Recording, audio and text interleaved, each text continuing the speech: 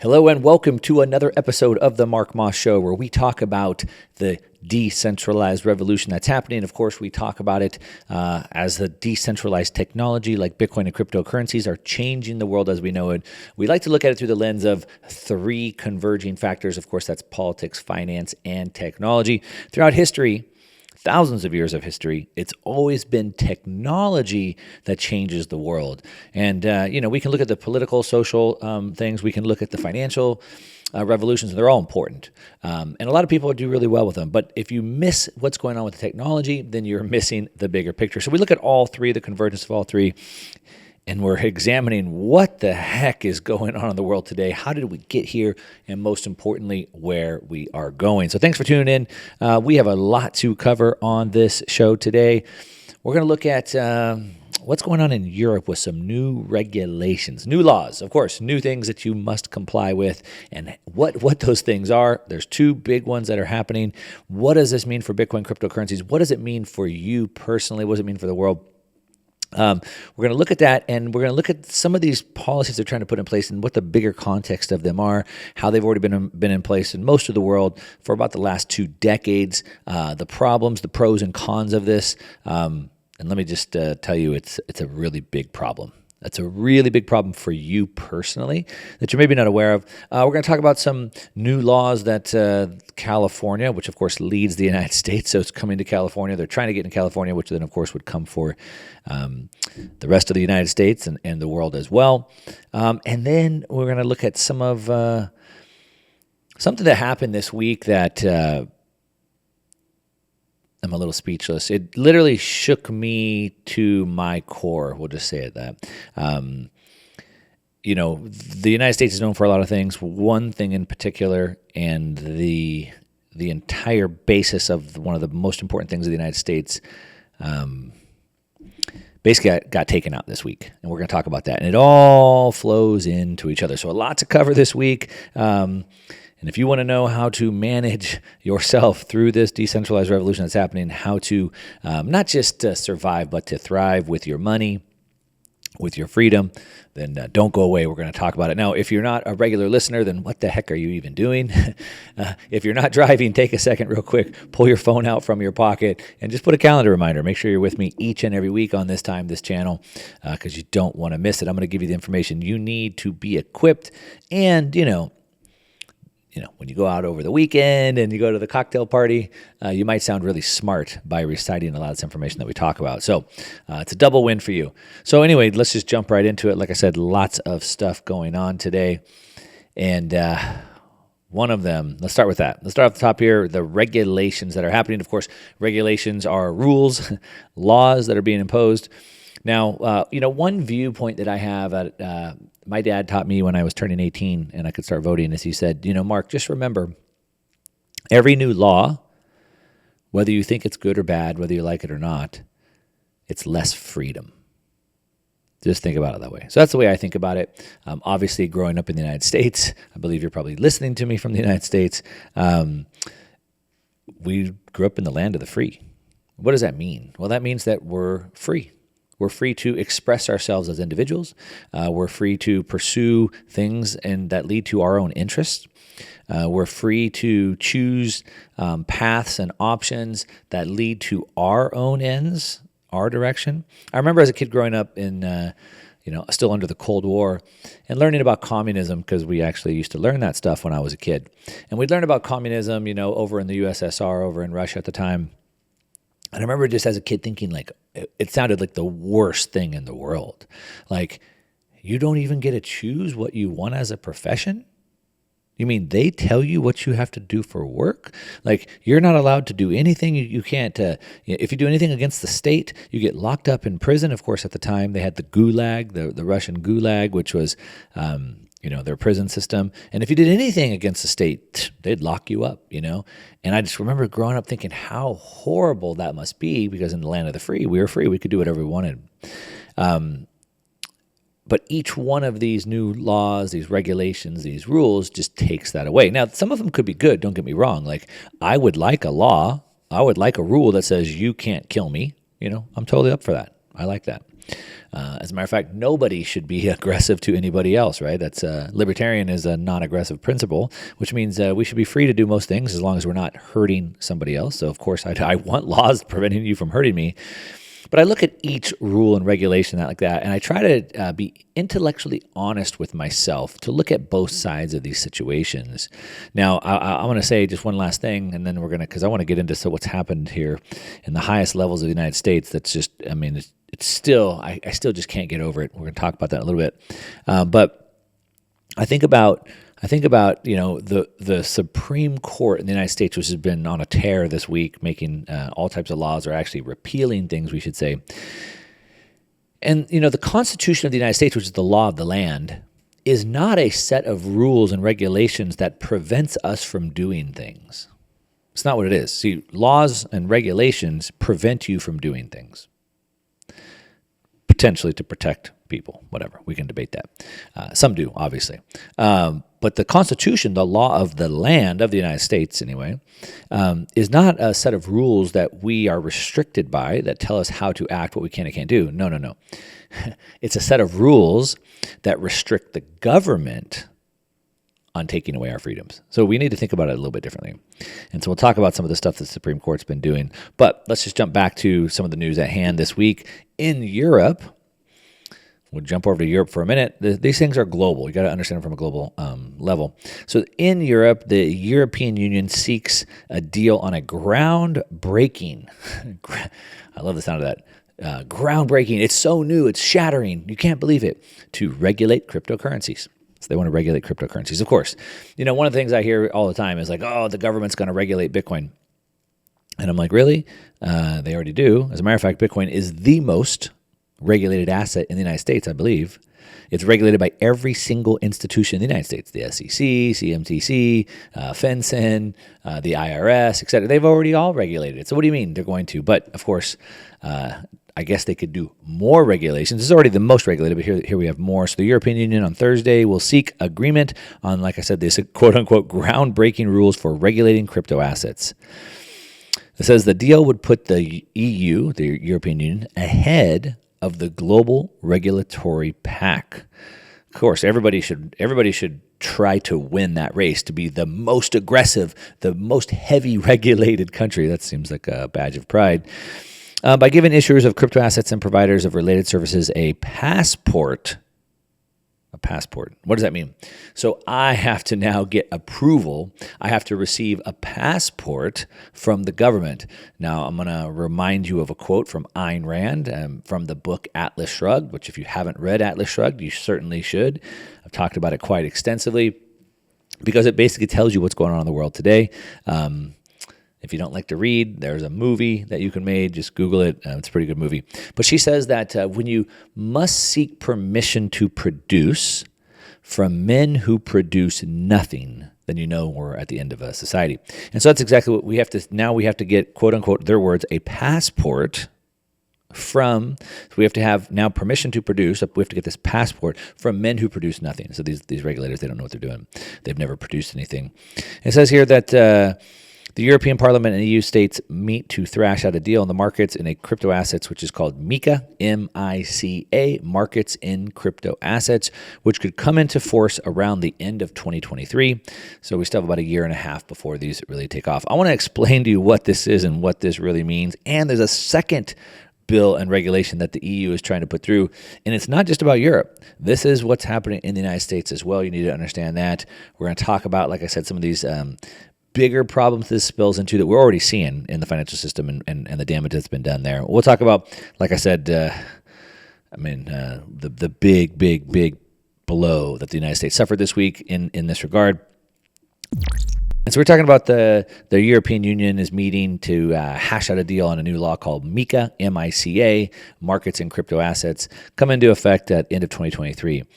And there's really three things that they're looking at. Three issues remaining that they want to deal with, and one is NFTs, non-fungible tokens.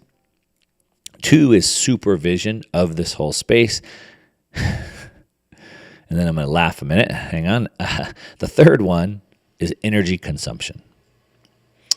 So let's think about that for a second. NFTs, supervision, and energy consumption. So let's start with that third one for a second. Energy consumption. So the European Commission would assess the energy footprint of crypto assets. Okay. Do they regulate the energy footprint of everything? So, I mean, obviously we see they're trying to have like a transition away from fossil fuel cars, ICE engines, internal combustion engine cars, moving to electric vehicles, which we just move the engine from the car and we move it to the side. We still have to have the engine to create the electricity or the energy. But do we regulate how much energy gold mining uses, or the fiat money system, or the banking system, or how about YouTube, or how much clothes dryers use, or washing machines? Do we regulate any of that? Now, for comparison's sake, clothes dryers use way more energy than a Bitcoin network does, for example. And what the heck do you need a clothes dryer for? I mean, can't you just hang them in your backyard on a line? Like, what a waste of energy to try to dry your clothes when they could just dry naturally, right? What about YouTube? YouTube uses way more energy. And so what a waste of your time just sitting there watching stupid videos, right? So anyway, do they assess the energy footprint of all things? Of course not. And who are they to decide how you should be able to use your own energy? Now, the world that I grew up in, which wasn't near as technologically advanced as the one we have today, didn't have problems creating electricity. As a matter of fact, creating electricity we've been known how to do that for over 100 years. It's pretty easy. Anyone can create electricity very, very easily today. So the fact that we even have to deal with that is pretty crazy, but let's keep going into this bill. So some other things that they want to do, again, like I said, they want to look at NFTs, and then they want more supervision over those things. This has been, a lot of the crypto assets come under pressure because of the collapse of this Terra Luna token, which I've been talking about for several weeks. Terra Luna has basically led to this contagion downward spiral. We're seeing the entire cryptocurrency market cap falling down. Then Celsius crashed out, and now it's spreading to new firms like 3AC, et cetera. We're going to talk more about that later. But that's only the first thing. That's this MiCA bill, MICA, but there's another one. And the European Systemic Risk Board, the ESRB, sounds pretty serious, European Systemic Risk Board, has deemed it, quote unquote, a matter of urgency to consider the need for additional regulatory measures and policy steps to address the potential threat that crypto assets could pose to the financial system. So people being free to experiment and try new things, a little bit of assets here, like what are we at, a few $1 billion, a few $100 billion. That's a threat to the entire financial system. What about the central bankers creating trillions of dollars, manipulating the price of everything, price fixing through interest rates? What about that? What about the fact that Christine Lagarde from the ECB, or from the IMF, formerly of the ECB, now at the IMF, she said, I guess we didn't think through all the unintended consequences of printing all this money. That's a threat to the financial system. That's a threat to your way of life. It's a threat to my way of life. It's the reason why, to her point, we didn't think through the unintended consequences. What unintended consequences was she talking about? Oh, the price of natural gas going up by 1,000%. We didn't think about that. We didn't think that we need natural gas to make fertilizer, which is needed to make food, and now we have potentially hundreds of millions, if not billions of people starving to death. We didn't think about that. Those are the unintended consequences that she's talking about. But supposedly, if you and we mess around with some free market stuff and some cryptocurrencies, that we're going to put the financial system at risk. We're talking hundreds of trillions of dollars in the financial system. We're talking a little tiny speck of cryptocurrencies, and it's going to put the whole financial system at risk. And we have to address that, even though we have Christine Lagarde playing with everybody's lives. And not just let's talk about the United States. Jay Powell just this week came out and said, Jerome Powell, for those of you that aren't keeping up here, Jerome Powell, who's head of the most powerful central bank in the world, which is the Federal Reserve of the United States, he said, Well, if there's one thing we've learned, it's that we don't know very much about controlling inflation. So they're just willy-nilly printing $5 trillion, $6 trillion, $8 trillion without understanding what they're even doing, which is putting the entire financial system at risk, which of course is driving home prices up, driving rents through the roof, driving your gas prices up to levels that you can't even afford anymore. But a little bit of experimenting around with some cryptocurrencies is a threat to the financial system. It's pretty rich coming from them. So, of course, they want additional regulatory measures to deal with that. It says they're responsible for ensuring the stability of the financial system in the EU. And while crypto assets currently have a limited hold on the system, these risks could materialize quickly and suddenly, they say. The ESRB, which again is the European Systemic Risk Board, also hopes to identify crypto's possible systemic implications on the EU financial system. So, look, if we let's think about this from a higher level, a little bit more of a philosophical level, for example. Freedom is not safe. Safe is not free. So what do I mean by that? Let's look at the lion. The lion is the king of the jungle. The lion is the most powerful animal, in the jungle, or in the Sahara Plain, wherever it is. Right? It can kill anything. There's no hunters. Other than man. Right? It's the top of the food chain. Now it's not it's free. It's free to do it at once, but it's not a safe life. So the lion has to fight other lions. It doesn't know if it's going to get food. It could get hunted and killed by a human.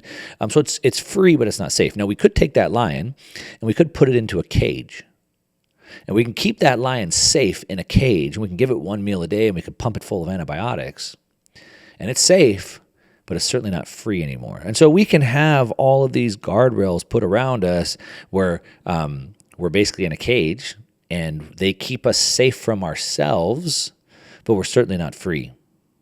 I'm not sure which side you're on that. I'd love to find out. I'd love for you to hit me up on social media at @1MarkMoss. It's just the number 1 Mark Moss. Send me a message. Let me know. Do you want to be free or do you want to be safe? I want to talk more about these regulations they're putting into place. And then I want to talk about the bigger problem that we're seeing in the United States, the backfiring of this, and how this week, especially in California, it has backfired in a massive way. You could potentially be at risk, and what this means. We're talking about specifically laws and regulations that are being imposed by the EU, and they're pretty vague. We don't know what we're going to do, but we're going to do something because we have to keep you safe. Now, safe is a relative term. In the United States, we can go buy as many lottery tickets as we want, which the chance of winning is basically none. We can, of course, go to Vegas, and we can gamble away, even with credit, all of our money. No big deal. But heaven forbid you experiment around with some cryptocurrencies or something like that. But what are some of the bigger implications of this? All right. So some of the things that they really want to get under control is, and the tools they would use to get stuff under control is to first get a handle on who it is that is using these things, right? So cryptocurrencies are kind of somewhat anonymous, meaning they go outside of the financial system, but the financial system is controlled. And there's two main things that they use to control the financial system or to track it, and that's one, KYC. You might have heard that term before. The second one is AML. So KYC is something called Know Your Customer, and AML is something known as anti-money laundering. Now, these two things were put into place after the 2001 9/11 attack on the World Trade Centers. The Patriot Act was put into place. And while it was a tragic day for America being attacked and for the people that unfortunately lost their lives there, it was an even more tragic day for the rest of Americans who lost more freedoms that day than any time in all of history. And part of the freedoms that we lost were the freedom to transact our own money. Now, without the freedom to transact, we have no freedom. So if I can't pay for certain things, I have no freedom, right? So I have freedom of speech, but if I can't pay to get a phone or a computer to go on the internet or pay to build a website or print a flyer, how much freedom of speech do I have? If I have freedom of assembly, but if I can't pay to put gas in my truck to drive to the assembly or pay for food when I get to the assembly, how do I have freedom of assembly? I have freedom of religion, but if my church can't pay for a building, how do we have freedom of religion? And so it all starts with the freedom of payments, and of course they've taken that away because they regulate something, like I said, KYC, AML. So KYC means that you have to know your customer, and that means that every financial institution has to know their customer. They have to know you. What's your name? What's your address? What's your ID, et cetera, right? And so they've put these regulations on top of cryptocurrency. So if you want to go buy Bitcoin or cryptocurrency at Coinbase or something like that, you have to put all your information in the system, including taking a picture of your ID, uploading it, all of that. So this is done through the banking system. And again, this is new. Think about, for all of history, none of this was monitored, right? We used gold as money, obviously, for 5,000 years. We used rocks and feathers. And if I paid with gold, I used gold coins. There was no KYC. There was no databases that stored everybody's most personal information.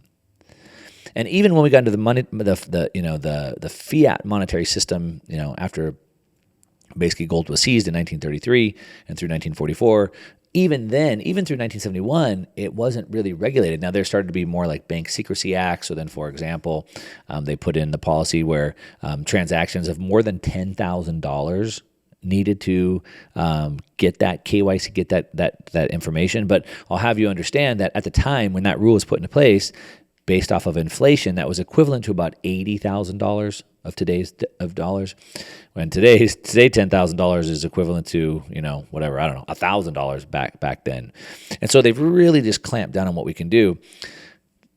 Now this may sound like a good idea to you, but is it really?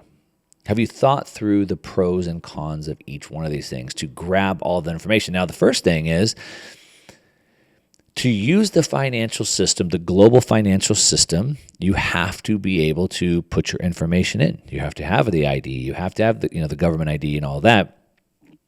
You have to have permission.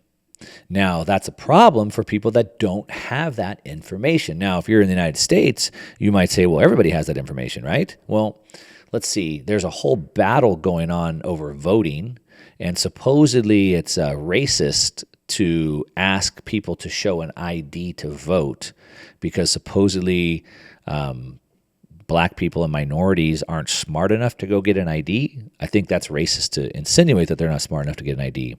But the point is that the Democrats are so dug in on preventing any type of policy that would require you to show an ID to vote because supposedly it's racist, minorities can't get an ID. Well, if they can't get an ID, then they can't get into the financial system. Think about that for a second. So is the financial system racist? You got to look at it from both sides here. You can't have your way and eat it too, your cake and eat it too, right?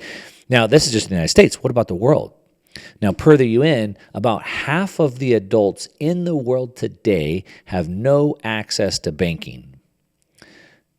Two reasons, well, mainly just one reason. They don't have permission to join. Now, either they don't have the required documents to join, or two, they're from an area that doesn't allow them to join. So, for example, you're a 15-year-old kid growing up in Iran. You created an Instagram account. You want to start a little business, but nope, you can't join the global financial system because you're in a country that doesn't allow it. And so, about half the adults in the world today have no access to the financial system because of policies like this. And so we have to think about risk and reward. How many people are we helping versus how many people are we hurting? So if we take a look at this, so like KYC, know your customer, is extremely dangerous, and I would even go as far as to say it's useless. Now, the thing with money, first of all, is that money, if you lose it, it sucks. Nobody wants to lose their money. But if you lose it, you can get money back. You can earn it back. What about your identity? If you lose your identity, can you get that back? When all of your personal information is exposed and sold on the dark web, do you get that back? Of course, the answer is no. Money's replaceable. Identity is not. Once it's stolen, it's gone. Now, does it get stolen? It happens all the time. So all these companies, all these cryptocurrency exchanges, all these banks, they're all storing the know your customer information, and they get hacked all the time. Experian led to one of the largest data breaches in U.S. history, and the majority of Americans' personal information, including their social security numbers and their addresses and their mother's maiden names, were put onto the dark web. Once that gets out there, it's gone. You don't get that back. What are they capturing all this information for? So, are we doing more harm than good?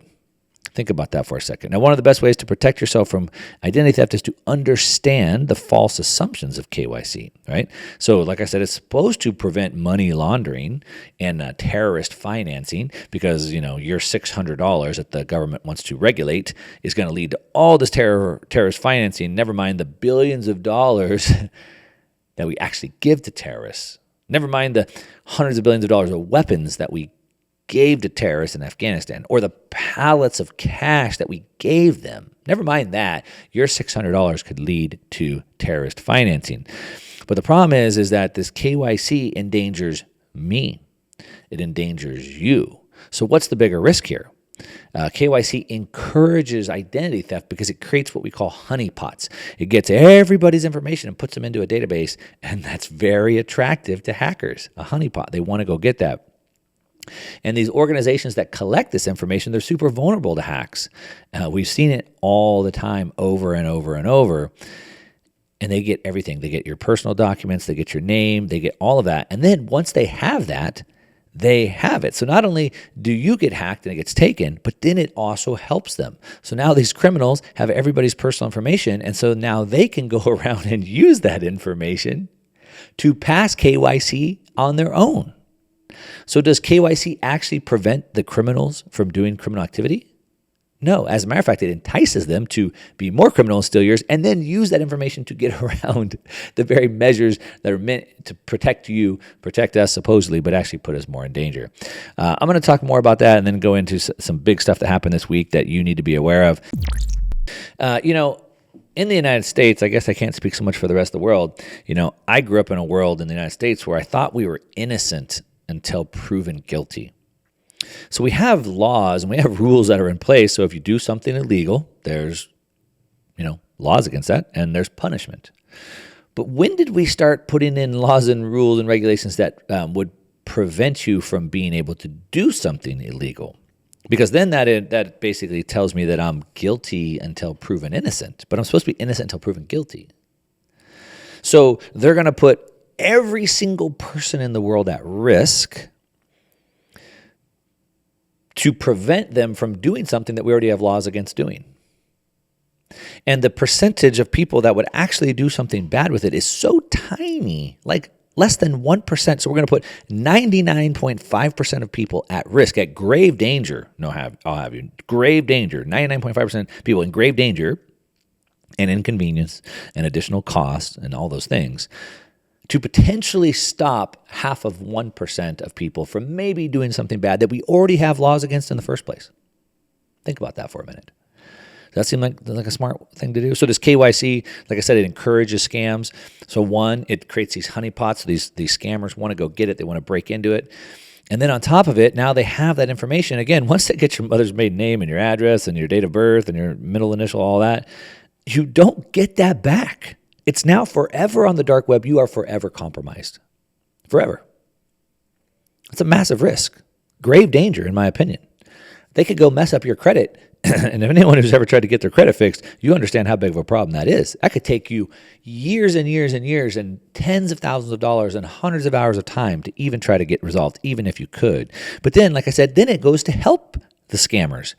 Because now these very policies that are putting you in danger, these KYC policies, now they have your information they can use to go get around those exact same things. That's why we have that's why we have laws against doing these things, but trying to create these arbitrary gateways and checkpoints to get people to move through only keeps the law-abiding citizens out and the criminals in. I'm not going to talk about guns necessarily. Well, actually, we are going to talk about guns in a minute. But think about in the United States, right? That we have the right to bear arms, and they say, well, we don't want guns in criminals' hands because they could do something bad. Well, we have laws against those bad things that criminals would do. But also think about this. So, like, look at Mexico, for example. They don't have guns allowed in Mexico. Now, certain people, if you're like a farmer, you could qualify to get like one rifle so you could hunt or something like that. But for the most part, there's no guns allowed in Mexico.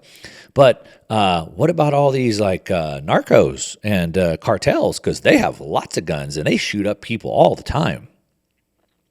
But I thought guns were illegal. Oh, you mean the criminals have the guns? You see, so the average people doesn't have guns, who the average people aren't going to do anything wrong, but the criminals who are going to do something wrong do have the guns and they break the laws. And so that's kind of what we're talking about here. The majority of people who would never do anything wrong were being inconvenienced in mass, were paying way higher fees, and were put at risk and danger to potentially stop a couple people who are already breaking laws that we already have in place. And so KYC is completely useless from doing this. And so I want you to understand that. So as you continue to hear talks about we need to regulate Bitcoin and cryptocurrency more, we need to get information. We can't allow people to transfer Bitcoin between themselves without us knowing who's there. That's what the EU wants to do. They want to make it where you can't transfer Bitcoin from one person to another without going through a financial institution, which is the whole point. It goes peer to peer, sort of like cash. Yeah, you know how I can hand you cash and it doesn't have to go through an institution, or I could hand you gold before that, sort of like that. They don't want that to happen. They want it to be like Venmo, where you have to send everybody Venmo, so it goes through 6 checkpoints and gateways. So everybody gets their cut, everybody gets their fee, and they can tell you how you can spend your money. Sounds pretty good. Now, this is coming for the United States here. I'm reading a story here. In California, bill would require websites to verify users' IDs. So, California state legislator is looking at a bill to require websites and apps to authenticate the age of every user before allowing them to access. It's aimed at protecting the children. Now, of course, who doesn't want to protect children? I have kids. I want to protect children. There's a lot of things I want to protect children from that the freaking government is allowing people to do, like having transvestites at elementary schools. Like, I'm definitely not for that. I don't think kids should be sexualized. I'd like to protect children from that. So who wouldn't be for that? Of course, it's like calling a bill like the Save the Puppy Dogs Act. I mean, who's against saving puppy dogs? But it would, in effect, end online anonymity in the state. The bill is AB 2273. It's known as the California Age Appropriate Design Code Act, which sounds good because we're going to protect the kids, right? So what it wants to do is protect children, but what it's actually going to do is change the internet for everyone, because in order to determine who is a child, then the websites and apps are going to have to authenticate the age of all users before you can use the service. So basically what it does is it ends casual web browsing, and it forces every company, every website, every app to now collect personal information on you so they can store it, and they don't want to store it. They're not capable of protecting it. Even the NSA of the government was hacked. Experian was hacked. Every single little app, they have the ability to protect my data. Of course they don't. I don't want to provide the information. They don't want to collect the information, but California wants to require them to do it because, of course, we got to save the babies, right? I'm all for saving the babies. Like I said, I'm a father. I want to protect kids. But is this the way to do it? And it gets worse than that. So let's talk about what happened this week, because there's 2 things that happened that just is shaking me to my core. And so in the United States, we have 3 branches of government. Do you know what those are? Oh, I can't hear anybody. So we have the legislative, right? We have the judicial. You understand how this is? The judicial branch being the Supreme Court of the nation, the Supreme Court, the highest level, the most esteemed, the most prestigious office in the United States, the rule of law. If there's one thing the United States stands for, one thing that separates the United States from every country in the world, is a rule of law. That's it. Other countries don't have that. Venezuela, Iran, Belarus, there's no rule of law. The United States has a rule of law. The Supreme Court of the United States has a rule of law, but we got leaks. Activists get in and they leak information on the most divisive and polarizing topics there are. That's pretty bad. One of the things the Supreme Court, I'm talking about the Roe v. Wade, of course, I'm not going to chime in on that right now, but one of the things that the Supreme Court recently pulled back was this right to have concealed weapons, which California was very angry about because it pulled back California's power over weapons. So the Attorney General in California, the Attorney General, who's head of the Department of Justice, said that they were going to push back and do everything they can to go against what the Supreme Court has decided. The Attorney General, the head of the DOJ, and this week, somehow, the DOJ leaked all the personal information of all the concealed carry permit people in California. Names, addresses, you get it. Now, does that seem coincidental to you? But more importantly, why do they have that information in the first place? I'll leave that question for you to figure out. You're starting to get the big picture here. You're listening to the Mark Moss Show. Of course, we're talking about cryptocurrencies. We're talking about Bitcoin. We're talking about the decentralized revolution. We're obviously talking about regulations, and we're looking at it across a spectrum, across a spread, so you can understand these situations better. Would I like to stop one or two bad people? Of course I would. Do I want to put 99.9% of people at risk to potentially maybe stop a bad person who's going to be bad anyway? For me, the answer is no. But I'd love to hear what you say, what you have to think. Hit me up on social media. Let me know. Thanks for listening to the Mark Moss Show. We'll be back with more later. Since you've stayed to the end, I know you like this video, which means you're probably going to really like this video right here and this video right here.